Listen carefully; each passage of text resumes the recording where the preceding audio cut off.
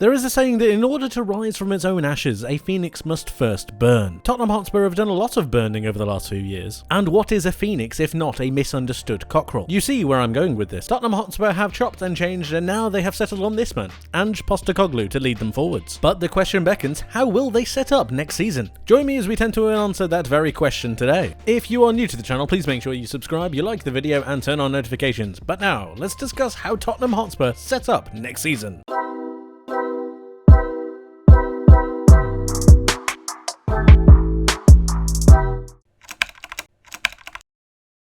First of all, here we have the lineup. This is how I believe Tottenham are going to be setting up towards the start of the season, then going through into that midway point. We have them set up in a 4-2-3-1. 2 central defensive midfielders, 3 main attackers, and then obviously 1 striker in a back 4 situation. Right, let's go through the players. We have Vicario in goal, their new goalkeeper signing, replacing Hugo Ruiz, who has been a very good servant to the club, but he needed to be moved on, and Vicario is a very good keeper who's going to be able to progress them forwards. In this back 4, we have Udogie, we have Davies, Romero, and Porro. A little moment on Davies. I believe that Tottenham are going to be bringing in a centre-back. However, this lineup is not going to be consistent with the signings that they are linked to. It just doesn't have any meaning to add players that aren't in the club. And at the moment, I think Davies is the most trusted centre-back, ahead of the likes of a Jaffa Tanganga and the likes of a Davinson Sanchez. He obviously partners Romero, who is their main player. Pedro Porro and Udogie are going to be main players going into the side in a more attacking sense, but we'll be getting to that a little bit later. Moving forward up the pitch, we have Yves Bissouma partnering Bentancur. Being able to go forwards, Bissouma dropping that little bit deeper, allowing Bentancur to enter this channel just to open those passing lanes, is something that I think is really going to benefit Tottenham going forwards. James Maddison is the main central attacking midfielder, their major money move. This is a fantastic signing for them, and I think he's really going to open the door in terms of creativity going forwards. Heung-min Son and Kulusevski are the 2 main wingers. Will be going into their position and the way they will affect this side later on. However, we know what Son can provide, and we also know that Kulusevski is a very good player. He needs to be a little bit more consistent for this Spurs side, and I believe that in a system that should be able to operate in a more attacking manner, Ange Postecoglou should be able to see the better side of Dejan Kulusevski. And then of course we have the main man himself. Will he stay or will he go? Yes, it is Harry Kane. Will he stay at Tottenham Hotspur? We know that they want a bid of at least £100 million. If they get that, they will entertain offers. However, Bayern Munich don't seem to be willing to meet any of those demands, and they are left in some kind of stalemate. A deal is believed to be able to be reached, but if it will happen, will it not? We don't know. At the moment, I've got Kane in the side, assuming that he stays, continues his pre-season, and then goes into the new season with Tottenham. But of course, a big question mark is looming. And as Ange Postecoglou has already said, we need to know what's going on with Kane, because if he leaves, Tottenham need to bring in a replacement. You can't just have Richarlison being your main out-and-out striker going forwards.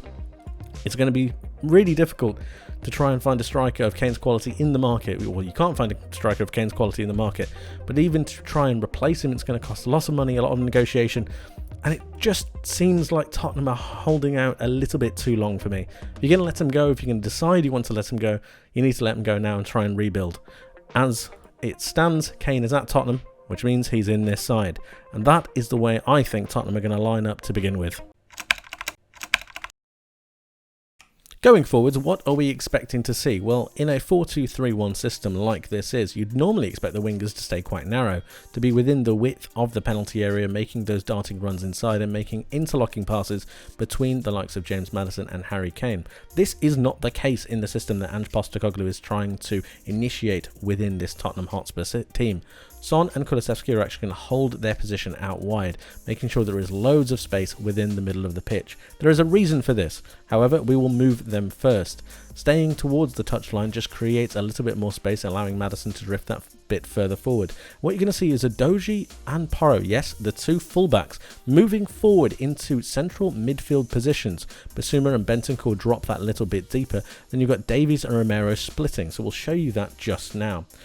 Udogie moves into this central area, and so does Porro. Not necessarily too close, but just enough for them to be able to open up some passing lanes towards their left winger, their right winger, and also their central attacking midfielder. Possession can be recycled through Bissouma and Bentancur, and it just gives a couple of more options for them to be able to recycle possession. This allows them to keep pressure up. They're going to be switching the ball from side to side with a very quick transition. Davies and Romero obviously splitting to make sure they can cover more ground, but also opening up those passing lanes for Bissouma or Bentancur whenever they need them. Going forwards, you can also start to see crosses from deep, wide areas. Porro was able to do it, and Udogie as well.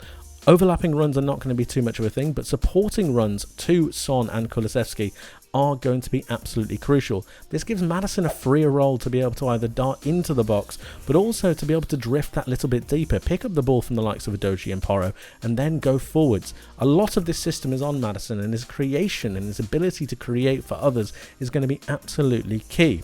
One final word I will say is that Harry Kane likes to drop that little bit deeper. Now, while that could be good in this Tottenham Hotspur team, James Maddison is then going to need to change his game.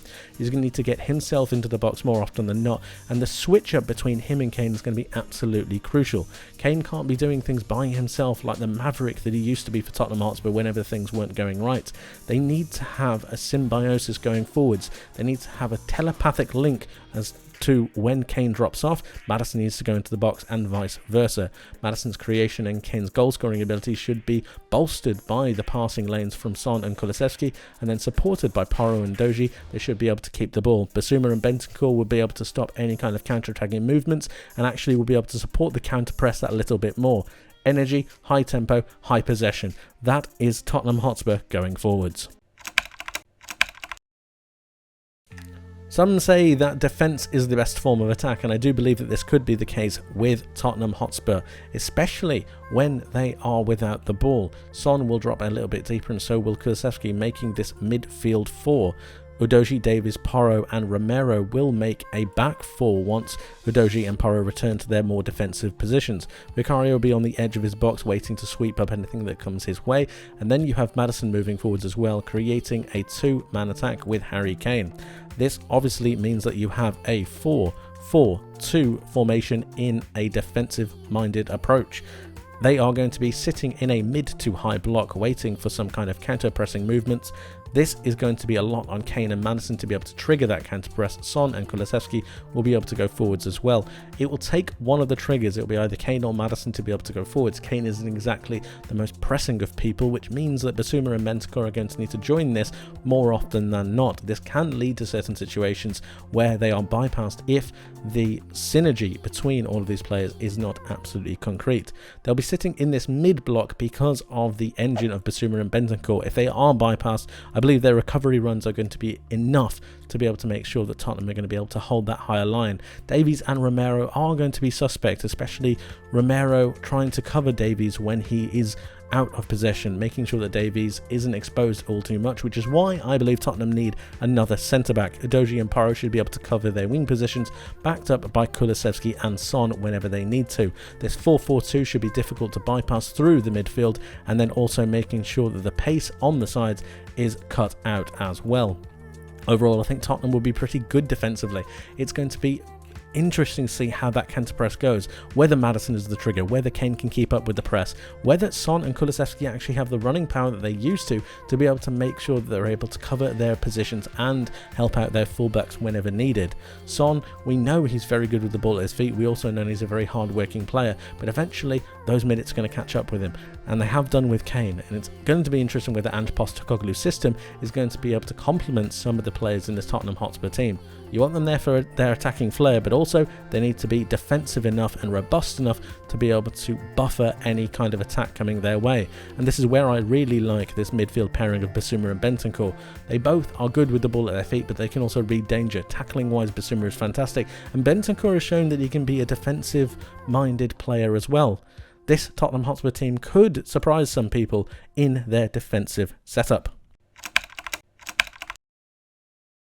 And finally, let's talk about the depth in this Tottenham Hotspur team. We have them set up still in a 4-2-3-1 formation. We have Fraser Forster in goal, Reguilon, Dyer, a big question mark, and Jed Spence. I need to see Jed Spence get some minutes. They spent quite a bit on him, and I think he's got a lot of promise, but he's been limited in terms of his game time, so I need to see him get on the pitch more often than not.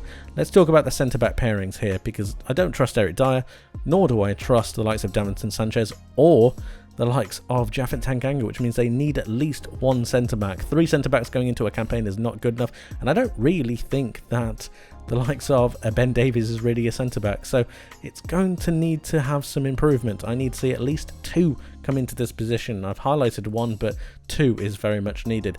Højbjerg and Matassar are going to be partnering each other in this formation. Obviously, you can have the likes of a Oliver Skipp, or going forwards, I'm sure some youngsters could be able to come through, but Højbjerg is a very good central defensive midfielder, and so is Matassar. Give him some time, and I think he's really going to flourish into something of a box-to-box player.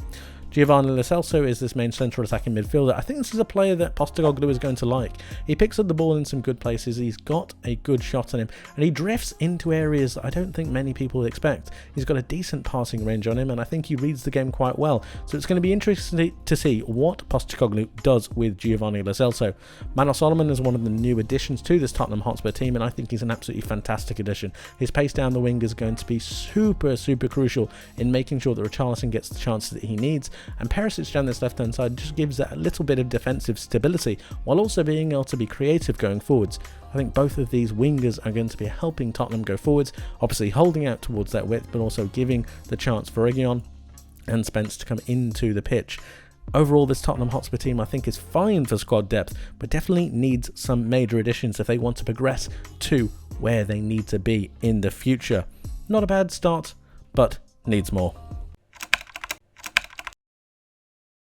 So overall, what do we think about this Tottenham Hotspur team going forwards? Well, generally I think they've got a good starting 11. If they make a couple more additions, I think it's really going to be something that can start to challenge for that top 4 once again. From an attacking point of view, I'm really intrigued to see how Ange Postecoglou's system works in the Premier League, and when the Premier League players and managers are going to be able to work it out to be able to stop that counter press from happening, but also stop those fullbacks from going inverted into those central midfield positions. Obviously, the possession-based style of Postecoglou's system is going to be worked on throughout the season, and whether teams can figure out how to stop it is going to be a crucial key point on how Tottenham's season is going to go. Defensively, I think they've set up pretty well, and generally, if every player does their bit, I believe they'll be absolutely fine. Harry Kane and Maddison in that counter-pressing situation is going to be interesting, and whether they can initiate that kind of full press that Postecoglou wants remains to be seen. Overall, their squad depth is okay, however I do have some major concerns about these centre-back partnerships. Going forwards, Perisic is going to need to look to be replaced, but Solomon is a solid option going forwards. I think Tottenham Hotspur are going to surprise a couple of teams, and I really do believe that they could make that push for those top 4 places. Tottenham Hotspur, one to watch for me.